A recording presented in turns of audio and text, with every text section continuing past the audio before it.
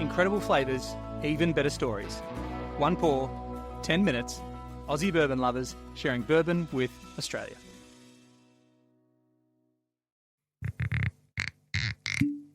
Ah, pretty good. Suspense. Pretty good.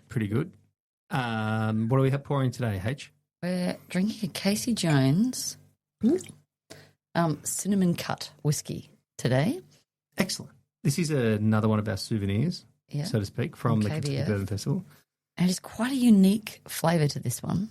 This is why we got this one, because it definitely stood out for its unique flavour. So cheers. And you can smell it from here. Cheers. I know. You don't even need to put it to your nose. And yeah. Oh, that's But when you cinnamon. do, it's pretty fun. It's amazing. on the nose. Like we don't even need to try here. No. On the nose, this is just Cinnabon. Cinnabon. Cinnamon scrolls. Anything with cinnamon in it. If you like cinnamon, this is like cinnamon in a glass. And I really like it. It's, I don't like Fireball at all. I think it's gross, and most people do. I think that's why they shoot it. But this is a really lovely cinnamon whiskey. It's really... Yeah. But it's definitely unique. It's not... It doesn't have any subtle flavours. It is definitely bang. You're drinking cinnamon. Drinking cinnamon. And smelling cinnamon. Oh, it's beautiful. So can I start with the story of this particular whiskey? Because they... And it's got this most incredible label. See that kind of bronze plating on the label. So beautiful. Wow. Just throwing away. Throwing the cork away. Lid. It's like really thick and... Yeah. Super cool. It's a whole they started making this cinnamon cut whiskey when they paired up with a firehouse, like a local firehouse. Oh, is that why celebrating it's got a fire truck on it? Yeah. Celebrating 125 years. Hang on. Wait, I've got it here. Which firehouse it was. But basically they were celebrating something and they said, hey, can we do a whiskey together? Yeah. The Hopkinsville Fire Department. And so they were like, yeah, let's do this together. And it's it's really cool. I mean, I didn't know that story until very recently, but the whole story of Casey Jones is bloody amazing because it's a great one. He was not a moonshiner, he was a maker of stills in Prohibition. Yeah. And when Al Capone was asked where the best moonshine he had came from, he said Golden Pond, and Golden Pond is the one that Casey Jones was the master. And he made them all out of copper. He was quality craftsman. Yes. And what made Casey Jones's stills different to a normal still? Well, normally a still is like round or like, his were rectangular or square, so that they could fit in getaway vehicles really easily.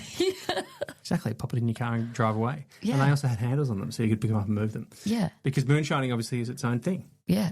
But like obviously for the, people who were in the Prohibition days trying to get away easily or hide it, that was a great way of doing it. So very clever.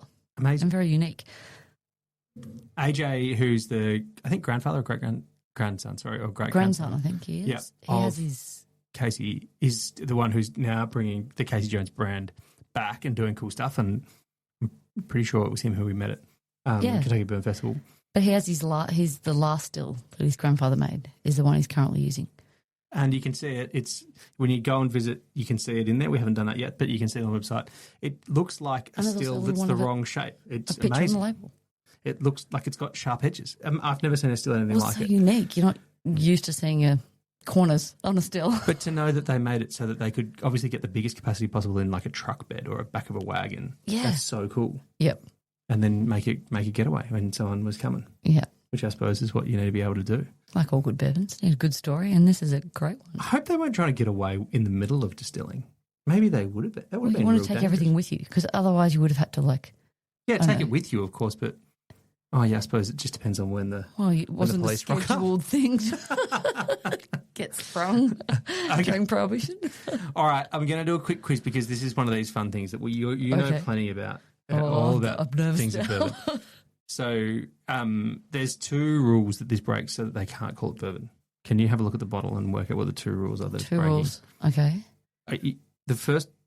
Well, it says natural flavours in there. Okay, great. So what rule is that breaking? Well, it has to be all, like, everything goes in the barrel, corn, et cetera, et cetera. You can't add anything in afterwards. So this has obviously had something added in. You got the points there for the first one. That's the first one. Okay, I'm nervous What's now, the Dave. second one? And this one's maybe a little bit more technical. But you should get there, I reckon. Oh, is it something to do with the proof? It is something to do with the proof. 62.5 proof. Or do you I can have do to? it. No. You can do it. That was it. You had it. You were almost there. What? The proof that it goes into the barrel. Into the bottle. Oh, sorry, into the bottle, not the barrel. Yep. So the proof that it goes into the bottle has to be... Well, you probably don't need to do that, but that is the other one. It has to be 80 proof or higher to be considered bourbon. But this was never going to be bourbon anyway. Because it had already broken the first rule. It had natural flavours. They were always going to do that, yep. Added. And that's what, they say it's a cinnamon cut whiskey. Yeah. So they've added that natural cinnamon flavour. Yep. And they've called it a whiskey. And they do it with natural cinnamon, with real vanilla and clove. And so what you get is that heat, but it's lovely and real. And the other thing that they say about this is that this cinnamon cut actually starts with bourbon. It's not a neutral spirit. So a lot of you can start with just a neutral grain spirit and then add a whole truckload of flavour to it and say, so they started with a bourbon. Yeah. Oh, there you go. So it was a bourbon before they started messing with it, but they knew they broke the rules, and so they said, all right, they called it a whiskey. Cinnamon cut whiskey. But they've deliberately broken the rules to make it taste delicious. But I love that they've started with a bourbon. I want to ask you a strange question because I think... Oh, I'm nervous now. We often talk about, Aussies getting into whiskies and that kind of stuff, and Fireball often gets bunched into it with, bourbon, and so does things like Southern Comfort and things like that, which they're not bourbons. Yeah. They don't quite... But lots of premixes and... Right. And there's nothing wrong with them. They're great, but they just don't fit the bill. Don't get the qualification. Don't meet all the rules. Yeah, exactly.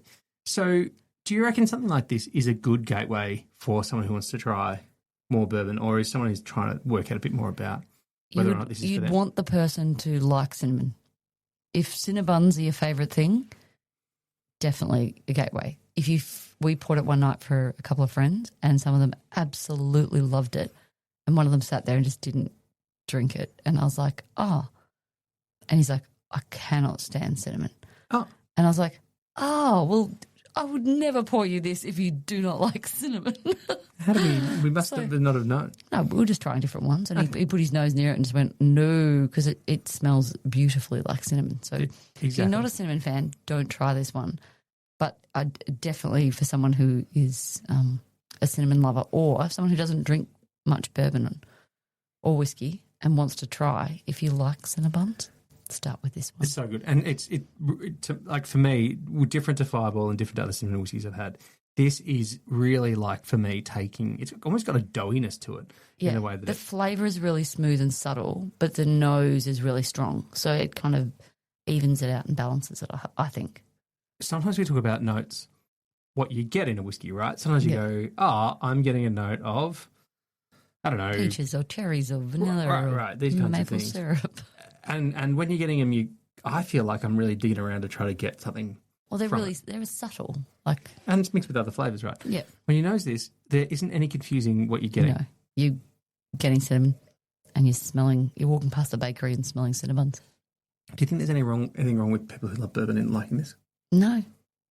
Or some people might say, but no. I think it has the fact that it started this bourbon, that's a good thing. Yeah.